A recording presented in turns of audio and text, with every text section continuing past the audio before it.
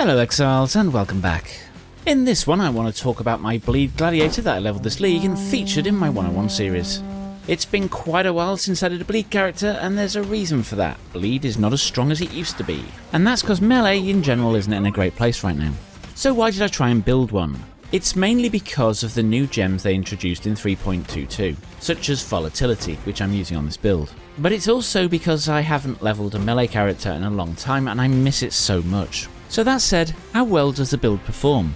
It actually performs really well for clear, there's no issue there at all. However, to get it to this stage was rather expensive, and the beginning of maps were a little harsh. But once you procure a Jack the Axe and a Surrenderer Ezomite Tower Shield, you're cooking on gas. Jack the Axe is a dirt cheap at only 1 chaos, and the Surrenderer was about as divine. So offences of this build? Well, we spin around, releasing BladeStorms. This causes bleed and things go pop, exploding everything around them. The damage is pretty respectable, coming in at around 900k DPS.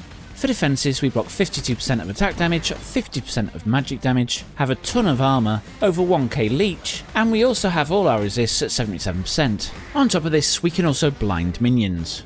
Our blind isn't very strong because we don't have a lot of evasion, but it's not woeful. And it goes without saying we also have always up fortify and some nice endurance charges. You'll also note that the build moves very quickly. This is because we have Arena Challenger and Challenger charges. We also have Onslaught and Adrenaline, which is up pretty much all the time. Onto the tree now, and let's talk a little bit about keystones. We have 4 keystones on this build. The first is Versatile Combatant. This trades some of our attack block for spell block, allowing us to get our spell block much higher than we normally would be allowed.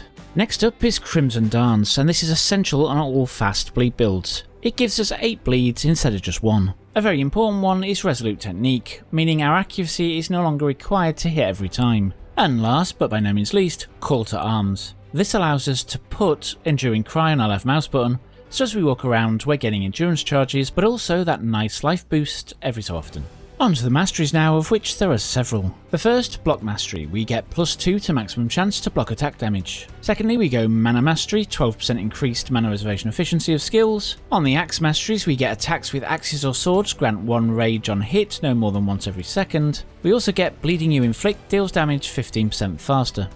For the Armour and Evasion Mastery, we get every 4 seconds regenerate life equal to 1% of armour and evasion rating over 1 second. For the Bleeding Mastery, we get +3 to damage over time multiplier for bleedings per endurance charge. On the Reservation Mastery, we get +1 to all maximum elemental resistances if you have reserved life and mana, and our axe reserves life through its ability. Life Mastery gives us 50 to maximum life. Armour Mastery gives us 2% increased armour per second, you've been stationary up to a maximum of 100%. Fortify Mastery gives us -3 to maximum fortification, but melee attacks fortify. We then also get take 30% reduced extra damage from critical strikes on the Armour Mastery, and for the Physical Mastery we get 10% more maximum physical attack damage. On to the Ascendancies now. And first, I went for Blood in the Eyes. Attacks have 50% increased chance to bleed, attacks maim on hit against bleeding enemies, and enemies maimed by you take 10% increased physical damage. Next up is Gratuitous Violence. This grants us bleeding enemies you kill explode, dealing 10% of their maximum life as physical damage. This is huge. And 20% more physical damage over time. Next, we go Painforged. 10% chance to block attack damage, cannot be stunned by hits you block, and your counterattacks deal double damage. Next up is Arena Challenger. With this we get up to 10 Challenger charges. Each one gives us up to 2% increased attack and movement speed. We get these by either killing things while in Sand Stance, or hitting rare unique monsters while in Blood Stance. On to the gear now, and I've already mentioned 2 bits, Jack the Axe and the Surrenderer. For Jack the Axe, we do want its buff up at all times, even though it consumes 10% of our life. Because of our mastery, this does give us +1 to all resistances, but gives us a massive amount of physical damage over time multiplier. For our gloves, also unique Tanu Ahi. Because we're always leeching and our leech is always getting shut off by the top of our life, then we're getting Adrenaline and Onslaught all the time. Plus it also gives us a flat 9% increased attack speed and physical damage leaves us life. For one of our rings, we want to go for a Circle of Guilt with particular roles. One is Herald of Purity, has X% increased buff effect, and the other is increased physical damage while affected by Herald of Purity. This is by far one of the most expensive things on the build. Until you can afford it, just go with a matching pair of the other ring, which is just an amethyst ring giving us chaos resistance. Also stick on it dexterity, intelligence, and resistances, and any flat physical damage that you can muster. For the helmet, if we can get it, we want the enchant BladeStorm deals 40% increased damage, fill any resistance holes and get a lot of life on the helmet. On the body armour we want life, resistances and armour. We want to imbue these with the Eater of Worlds and the Searing Exarch buffs.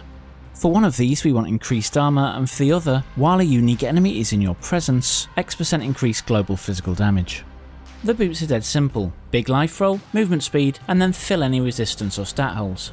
On the amulet we want as many attributes as we can get, 20% to damage over time multi, increased armour, and any other holes that you're trying to fill. For the anointment, go acrimony for the cheap option, and if money's no object then go veteran soldier. The next piece of gear is extremely important, without it the build just won't operate. And that is that we need to have a jewel on the tree with a percentage of physical attack damage leached as mana. In my case I got 0.32%, you can probably get away with somewhere around 0.26. For my belt I'm using a Stygian Vice with a jewel that gives us flat physical damage. This I crafted myself from one that dropped using essences. If you don't have a Stygian Vice, a leather belt will do. I've been using a leather belt all the way through the game. Also, if you can't afford the Surrenderer early on, there are some other shields that are really good. One that springs to mind instantly is Lionized Remorse, and this should be quite a bit cheaper. Onto the flask now, we want a life flask with anti-bleed. We're also going to want a sulphur flask for the increased damage and consecrated ground, and a quicksilver flask so we can move quickly. A basalt flask is also nice, and a Rumi's concoction. Rumi's concoction is probably only good while leveling, because once we get to endgame we're already capped, so Rumi's concoction isn't adding anything. Once this flask completely loses its value, you can swap it out for something like Lionized Raw, or just a granite utility flask. Lionized Raw is quite expensive and it doesn't add a great deal of damage, less than 10,000, because it doesn't affect bleed at all. Now the most important part of any build, the skill gems. For our 6th link we are going to want to go BladeStorm. If you have the money, go for a level 21 Divergent, this is by far the most damage. Next, Chance to Bleed. Again, go for Divergent if you can afford it. This doesn't need to be 21 because it will be extraordinarily expensive if it is. Chance to Bleed adds flat physical damage, but also gives BladeStorm 25% increased chance to cause bleeding. Next we have Brutality. This stops us from doing anything but physical damage, but gives us a massive boost to that physical damage. Then we have Multi-Strike. This causes us to hit 3 times, increasing the attack speed as we go, but also the first hit will do less damage, the last hit will do more damage, so the last bleed that this causes will be a much higher one. Our second to last gem is the new one, Volatility.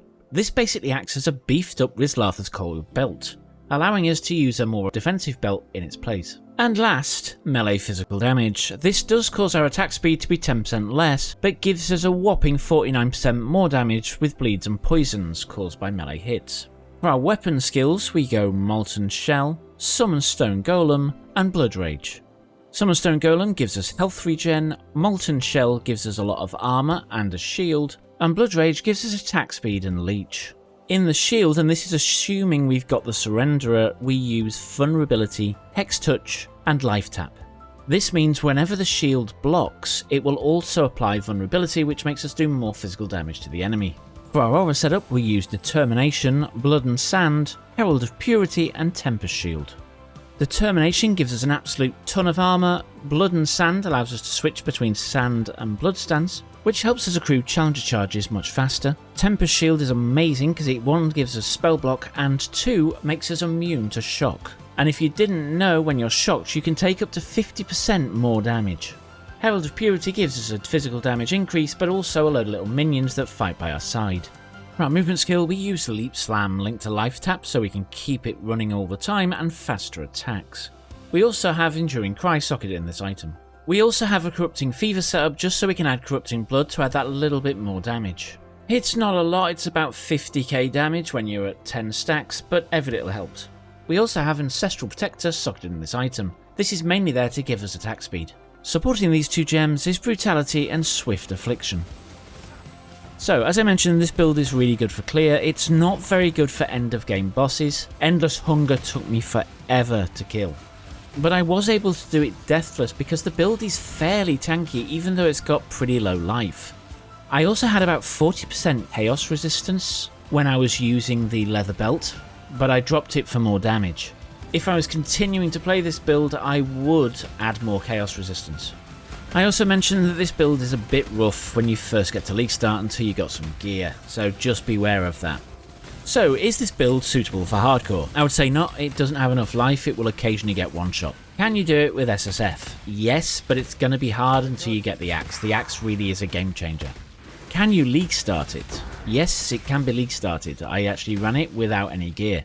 As I say, maps is really rough, and that's probably going to slow you down more than many other characters, so starting with a different character may be beneficial to you. So the build doesn't sound all singing or dancing, so who's it for? It's basically for anyone missing bleed builds who likes melee. Really quickly now, because I've talked for far too long, which bandits do we choose? While we're leveling, we pick a Lyra for the resists, and then later we roll it off. For the Pantheons, go solo the Brian King and make sure you upgrade it so we avoid being frozen and have 50% reduced effective chill on us. For the Miner, this is going to be conditional, but I tend to go with Soul of Ralakesh. Make sure you do upgrade it to lower the amount of incoming corrupted blood stacks. How do you level it? Go and check out my 101 series, it's right in there. Will it be nerfed in 3.23? I hope not, Bleed's in a bad place as it is. If anything, it'll get buffed, but I really think it'll stay unchanged. This is Tattoo League. Did I use any tattoos? Yes, I used 6 Tattoo of the Katava Warrior, giving us 2 to 3 physical damage in exchange for strength.